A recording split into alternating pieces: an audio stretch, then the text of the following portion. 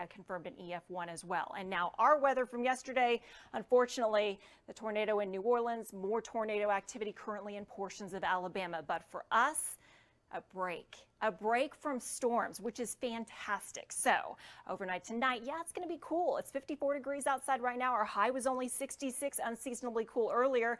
Look out in the hill country, 47 and 48 in Fredericksburg, which could be some 30s by first thing tomorrow morning. Now in Austin, I'm going to go with a low of 43 by daybreak.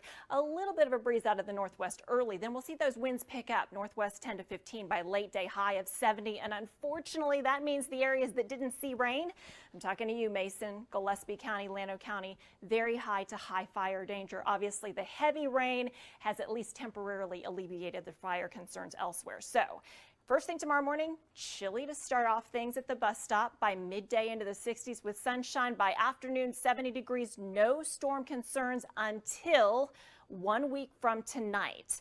I've got a 20% rain chance for now. We could see some more storms either next Tuesday, Wednesday, or Thursday, and we'll have to watch for severe risks. We'll be right back. Tonight is a clear, cool night, a far cry from what we experienced yesterday. National Weather Service went out, surveyed. They confirmed both the Round Rock Granger tornado as well as the Elgin tornado on that Fujita scale as being EF2, 111 to 135 mile per hour winds. We'll get more detailed summaries as they finalize things. These are all preliminary. They've also confirmed in Stairtown, that's in Caldwell County, northwest of Luling, an EF1 with max winds on the high end of that spectrum, close to 110 miles per hour. The Round Rock to Granger and even on into southern Bell County, a continuous path the entire way. Elgin rated EF2, 130 mile per hour winds. And there you go, the Stairtown storm. And there are still more surveys underway. We're going to see Gerald, Giddings, and Buckholtz, plus possibly Wimberley and Lexington. And as soon as I get that information, I'll be sure to pass it along. Up in North Texas, 11 tornadoes confirmed. Off to What's up? What's up? It's Chicago, and it's a late night Chicks Chats, 12:52 in the AM, and we have Skippy in the house. We also have Ewok. He's right behind me, but he's kind of sleeping right now. So I got both boys. Sally, hello. Thank you for checking in. What a crazy day it was on Monday, that's for sure. My pleasure doing all that work. It's so funny. The whole time I was setting up to get ready to go, Skippy was not licking me like he is now. And then suddenly, now that he knows he has an audience, he's decided to be a little sweet boy. No, he's always a sweet boy. Says hi to Skipper. And yeah, he walks right behind me, but I think he's not quite as much of a ham as Skipper is. So you know what? I got to tell you, we're just going to go through some of the damage survey results and that kind of thing. A stormy Monday indeed, you got it. But our weather currently is actually looking pretty good. About the only complaints might be if you don't like the chilly air, it'll be a little on the cool side first thing on Wednesday and Thursday mornings. And also fire danger is going to be an issue in the Western Hill Country just because folks there did not see much, if any, rainfall. But honestly, temperatures are going to be easy to handle. I just don't really see too much to complain about. It's kind of encouraging. I'm somewhat excited about it. Oh, you know what? I think I may have done something funky with the, oh, there it is. I was going to say the icons on one of my computers weren't moving, and I was thinking, what is going on? But no, everything's good. We're fine. So the only thing that is going to be somewhat of a question as we look ahead is if we see another round of storms. There's one computer model that suggests it might be a week from now, like late Tuesday night into early Wednesday morning of next week. However, it might also be Wednesday, or it may even be as late as Thursday. Either way, that's likely when our next front of note will approach. So something to keep in mind. Keon, what's up? You said your brother and I were on I-35 when the tornado. Were you really? And you actually saw it with your own. Wow, that's so crazy. Ran to check on your mom and brothers. Oh, well, I'm glad that I'm assuming you were able to get a hold of them and everyone's okay. That's super scary. I'm sorry to hear about that. Like, I can't imagine what that experience must have been like, but I'm glad you guys are okay. And thanks so much for the update. Right. Ooh, speaking of chill, look at Llano. 37 degrees. Hello. It is a little chilly out there. Mainly clear skies. We still have a bit of a breeze, but sustained winds have at least dropped off a little bit. And by the way, more chill out here. I don't know if you guys heard, but with all of our talk about tornadoes here, the Panhandle got almost 5 inches of snow. Isn't that crazy? Olivia says, "There you are." I don't know if you just saw. I was looking at the path that you drew on your map, and I think that's probably very close to what the actual track was. I'm actually gonna on my other computer pull up. Um, what the National Weather Service sent as far as its survey so far, and I do think it's pretty close to what your location as far as the beginning of the track, because they said it was just south of the 45 I-35 exchange where it started. So I'll read you guys that in just a moment. But first, I want to make sure we get all the forecast details in. There's really not a lot to talk about aside from the latest with the potential of the storm possibly next week. And again, until then, it's going to be nice and quiet. So you're so interested in the track, so close. Yeah. Thank you. I'll check out the videos. By the way, anyone who posted something for me in the last 24 hours, bear with me. I am literally climbing out of email, Twitter, and Facebook Hades, if you know what I mean, because I'm trying to respond to people and I don't want to be too tardy with it. Look at this temperature, only was 66 degrees. I personally thought it felt amazing outside, but yeah, it was a little chilly with the cold front that pushed through. Another thing, if you were having fits with your allergies, my husband was complaining all day long, it might have been the mold. It spiked up into the very high range because of the rain that we saw. And incidentally enough, not everybody saw a lot of rain. The Western Hill Country got nothing. Camp Mabry picked up 2/100ths of an inch after midnight, and prior to that picked up 58/100ths of an inch. So the overall storm total was only 6/10ths of an inch at Camp Mabry. The farther east you went, there were some spots that got 4 inches of more of rain. So technically, Austin is still not out of deficit as far as rain is concerned. Smoke is not an issue currently. That's good news. Eastland Fire Complex. I didn't check to see how far contained it is now, but I know as of yesterday they had seen rapid improvement. They were able to get after it and really do some good containment. But all of the yellow dots are places where there have been fires in the last week. And the red dots, a couple of them out in the Panhandle, are places where there were fires that happened in the last 24 hours. Air quality is good. It's expected to be good again for Wednesday as well as Thursday. All right, current winds, not bad. Pretty light out there. Justin, what's going on? You say several fires near where you live. It wouldn't surprise me a bit, and that fire danger is going to continue to be an issue. Danny says Cedar Park got wet. I know those storms after midnight really picked up. All right, so let's talk about the tornadoes that we know have been confirmed. The National Weather Service has been busy doing its damage surveys, confirmed a continuous path from just south, like I was talking to Olivia about, just south of the 45 I-35 exchange in Round Rock, all the way through Granger, and the path continued on into southern Bell County. EF2 tornado, 111 to 135 mile per hour maximum sustained winds estimated.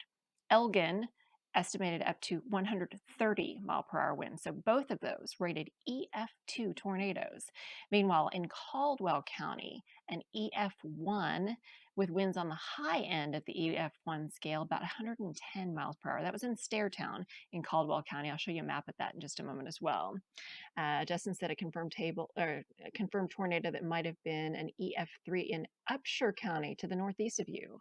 Yeah, and then in Jacksboro, an EF3 as well up in North Texas. So yeah, there have definitely been some crazy tornadoes. So here are all of the reports that came in, and as the National Weather Service went and did its survey, they said, you know what, we think that the beginning of the tornado happened just south of 35 and 45, and then it kind of went along Highway 79 for a bit. It popped north on the north side of downtown Hutto, just north of Taylor, up towards Circleville, across to Granger, and then it terminated just to the northern side of the Wilco-Bell County line on the ground the entire time. All right, let's go to Elgin. The Elgin tornado tracked for 14 miles from southwest of Elgin to northeast of Elgin, kind of like so. Maximum sustained winds as high as 130 miles per hour. Oh, Olivia wants me to zoom in. Yeah, I can do that for you. I know you're so fascinated by this path, so back it up a little bit. We'll go back to the Round Rock tornado and I will zoom in and we'll take a closer look. And this is just estimated. Remember, the National Weather Service will do more work with the queries. So what they were showing in the and I'll go ahead and read it for you right now. It says some preliminary data for what we're calling the Round Rock Granger tornado. It began just south of the I-35 I-45 exchange. So that's going to be right here.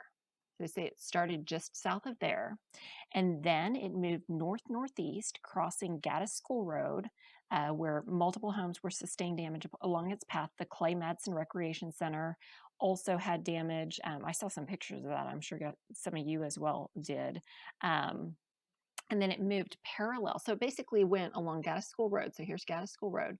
And then it went up to Highway 79 near Kalahari Resort. From there, it crossed 110, and then it went up north of the 130 toll road. So that's where we are right now. And then it says it went from Chandler Road, Highway 95, and then moved toward the Williamson-Bell County line. So kind of stretched northward. Here you can see near Limmer Loop right there. And then up here over by County Road 369. And then there's Chandler Road. And then there's Highway 95 at Circleville. And then we continue off toward the north. It moved very close to the Granger National Weather Service radar site. It was within a 3/4 of a mile of that. And then it moved on into Bell County. So it pushed like that. Pretty impressive. And then I mentioned the Elgin track as well. Danny says, just curious, did the rain clean up the Eastland area wildfires? So it helped. I was actually going to check and see what the latest update was. I meant to do it yesterday, but I think it definitely had some progress. So bear with me. I'm going to check the latest update on the fire. Okay, so as of March 22nd, let me see what the latest percentage. Well, I didn't want to hear that. The first thing that I saw when I searched just now showed that there were 400 head of cattle that were lost. That's so unfortunate. Okay, 66% contained. 66% contained. So we're getting there. It's a 54,000 acre fire, so at least a little bit better. Justin said stuff so bad that the internet radio station that you operate didn't even do amateur live coverage. And you went to a couple TV stations around us. Interesting. You say, are your neighborhoods technically Austin? Got it. So you're probably just, because I know just south of that exchange in Round Rock is Pflugerville, like literally just to the southeast is Pflugerville.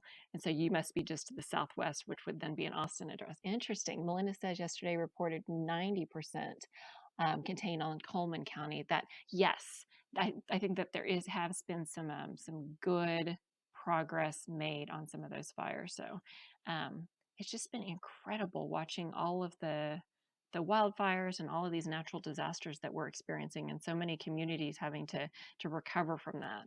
Let's take a look at Caldwell County, shall we? The storm started in Kingsbury down to the southwest in Guadalupe County, and then it worked its way towards Stairtown just across the Guadalupe and Caldwell County line, and then it dissipated right as it got over Highway 80. So the National Weather Service said that they saw some damage basically like right over here.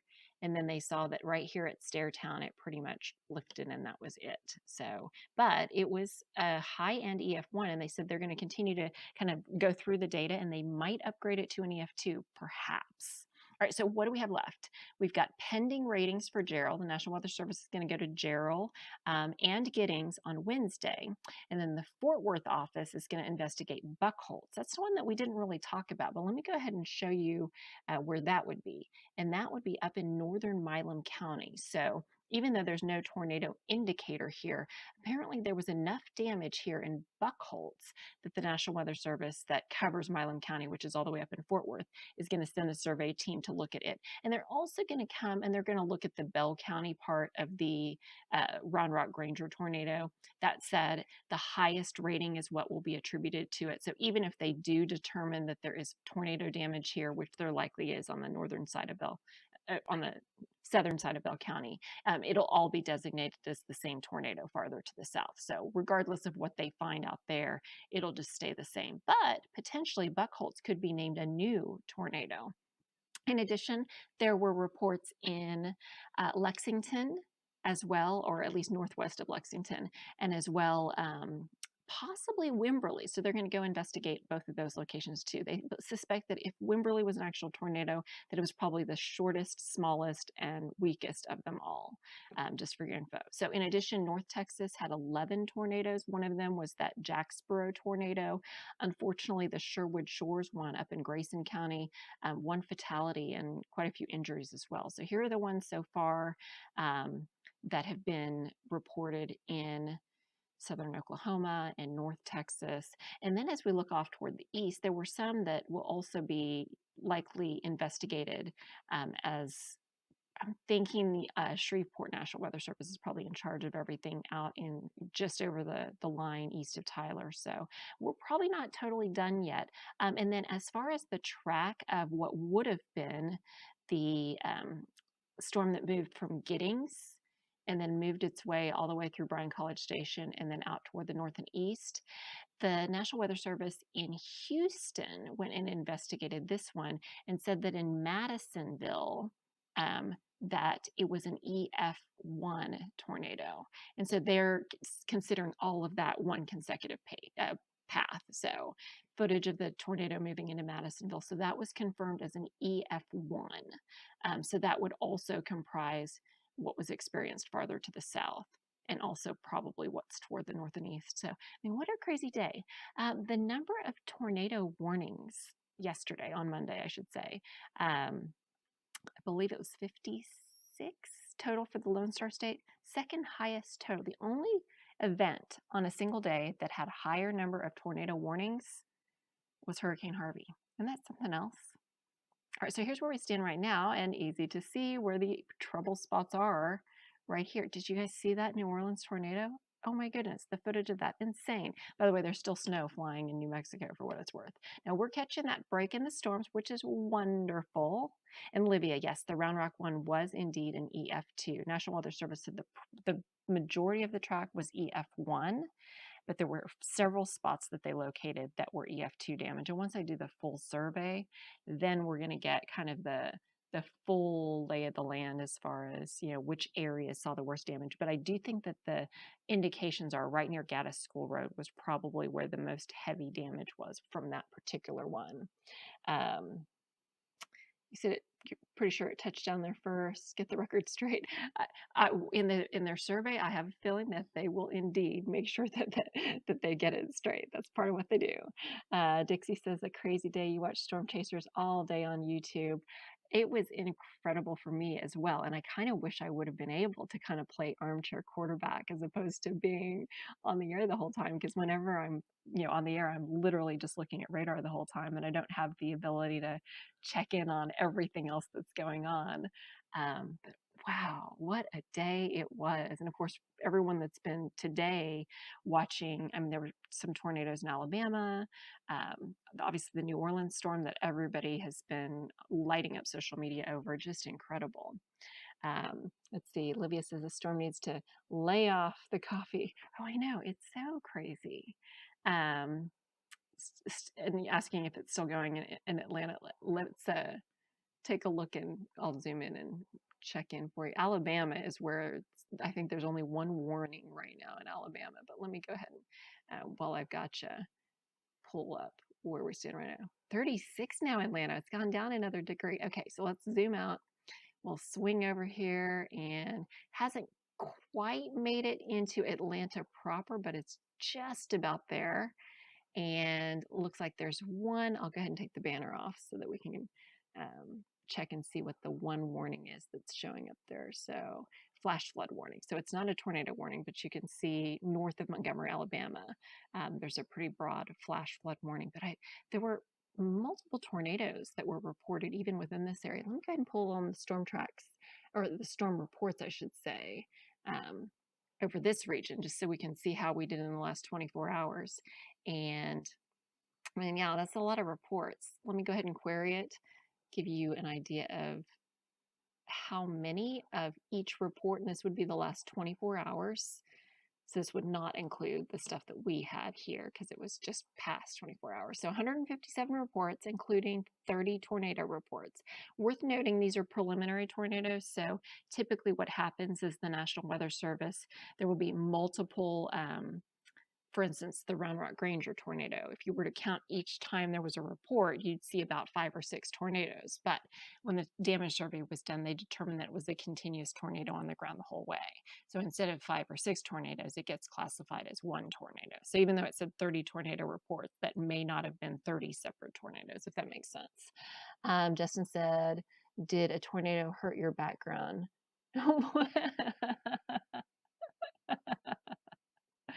I appreciate that. You've always wondered what the background is. So this is our little playroom. This is like our playroom for our kids, although our kids are starting to outgrow it. So we're almost thinking that we may switch it up a little bit. I don't know. We'll see what we do. Fire danger is going to be an issue. So that's really the only thing short term that we're going to have to contend with is even though some areas out east picked up lots of rain, out west, very little. In fact, let's go ahead and plop on. I'm going to put on the last 4 days of rainfall so you can get an idea. This would contain all of the rain that fell during the tornado outbreak. Take a look at this. A little tiny swath in places like Milam County, right there, almost 5 to 6 inches of rain. Parts of Bastrop County, oh, there, 6.6 on that one, 4 inches, northwest Bastrop County, Caldwell County, parts of it, 3, 4, 5 inches. So we did, late last night, probably around this time, have a flash flood warning in these areas. And then obviously where the big Round Rock storm was, some heavy rain. But you know what? Look at a sharp cutoff. These folks out west, they need the rain, and they did not get it. Yeah, Justin says the fact that there's fire for some, fire weather issues, and tornadoes for others, and then within the Lone Star State, we had snow on one side of the state. I mean, it's just insane. All right, let's take a look. There will be some patchy clouds around, possibly into early Thursday. Now that we're past midnight, past 1 a.m., this is starting with the Thursday forecast as opposed to Wednesday, but trust me, Wednesday is mostly sunny. It'll be nice. Patchy clouds possible early Thursday. There's actually probably going to be a weak little front roughly in Mason County about 1:30 in the morning, and it'll slide to the south and east and just basically reinforce our cool air. So first thing Thursday morning, 30s and low 40s expected, but then we're going to start a warming trend. By midday into the 60s, and by afternoon on Thursday we're into the 70s, and we should see 80s by Friday and all the way through the upcoming weekend. I don't know if you can hear this guy snoring. He's like hanging out, and I was hearing your heavy breathing, my friend. So there you go. Temperatures in the 80s Friday, Saturday, Sunday, Monday, and then the next potential storm chance for us will come on Tuesday. So let's take a look. This is the GFS computer model, the American computer model, and it's a little earlier or a little faster with the potential storms than any of the other ones. But as you can see, it's showing the possibility of some rain, maybe some storms on Tuesday of next week. And there you go. Those blow through. By the way, winter's supposedly over, but look at this. Look at all that snow. There may be a potent storm system on March 30th, no less, that does that it brings snow all the way through the Dakotas, Nebraska, Kansas, back through Wyoming and Colorado, into the mountainous areas of New Mexico, back into the Panhandle. There may be yet some more snow. And for me, this has just been wild weather. And then you could see how there would be a trailing cold front that would move its way into the Gulf. Timing is a little iffy. This computer model brings it through Tuesday night into Wednesday of next week. Other computer models hold off until Wednesday or even Thursday of next week. But suffice it to say, we may have another situation with another storm system that blows through. as we head through next week. So even though our temperature trend is expected to be warmer across Texas, look at all the areas up north that are going to be dealing with colder air as we round out March and head into April. So much for spring, right? So at least for Austin, it looks like we're going to see warmer conditions as we open up the books on April. And then as far as precipitation is concerned, pretty clear set pattern that we will see drier conditions. And actually for the month of April on its own, Climate Prediction Center saying, yep, probably going to be dry. All right, so biggest things to watch next week, Tuesday, Wednesday, maybe some storms, depending on how the timing shapes up with all of that. And that is your forecast update. So thanks you guys for staying up so late. I know it's been hour-wise. The timing for me has been nuts, to say the least. I don't even know which way's up, just because I've been sleeping kind of erratically and all this kind of thing. Dixie says you appreciate the updates. Thank you so much. By the way, I appreciate you chiming in on YouTube. I recently set it up to where I could see the YouTube comments come in at the same time as I could see the Facebook comments. And it's exciting to have an audience on different platforms. So I appreciate it, Dixie. And shout out to you in Kerrville. So I'm guessing since Fredericksburg and Gillespie County, just to your northeast, didn't get rain, I'm guessing Kerrville didn't get rain either. So next chance will be next week. Dixie says, thanks. Livy says, could be tornadoes, could be nothing at all. 100% correct. No one believed you last week. You know what was crazy is the fact the Storm Prediction Center pegged it so early last week. And I remember it was about a week ago this time when I said, I'm going to do a rare thing and call a weather alert a week out, which is kind of weird. But I'm glad I did. No rain, says Dixie. Flavius is proud of me for integrating platforms. I have worked hard on it, and I have some more stuff up my sleeve. So tell me what you think about this. Next time, and I hope it's no time soon, next time there's wall-to-wall coverage, I have a thought about putting a camera to where you can actually see me in front of the green screen when I'm like pointing at the maps and stuff, at the same time as you've got this, you've got the radar on one side, you've got the comments on the other side. And then you might actually be able to see me like pointing and doing my thing in front of the wall too. That's kind of like one of the things I'm toying with trying to set up. Sorry, I'm writing a quick message over on the other computer, and then I'll be out.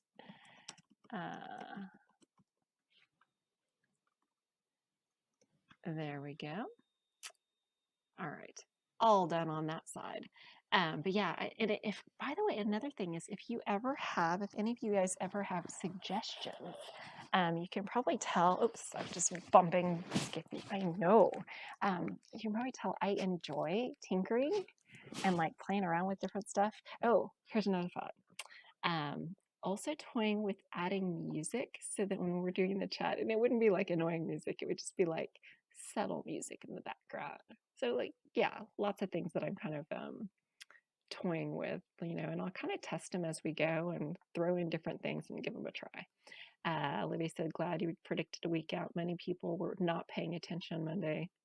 Well, thank you so much for watching. My husband told me that the cable, I'm trying to think. We have AT&T, so whatever, is it Uverse? Whatever we have. He actually texted me a picture of my coverage, and I literally look like I'm digitized. I'm like pixelated because I guess the cable was, doing what it was doing.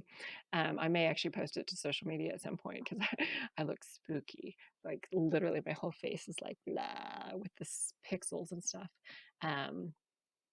Olivia says you like the idea. Yay! So the big key with that, especially if I do music, it has to be something that's like copyright free, because if you post it on a platform, it can't be popular music. It can't be a song that there could be an artist that has rights to. So I got some things I'm going to figure out. I just, need to take my time and navigate all that. But I appreciate you guys as always. Getting a little late, so I think I'm going to call it a night.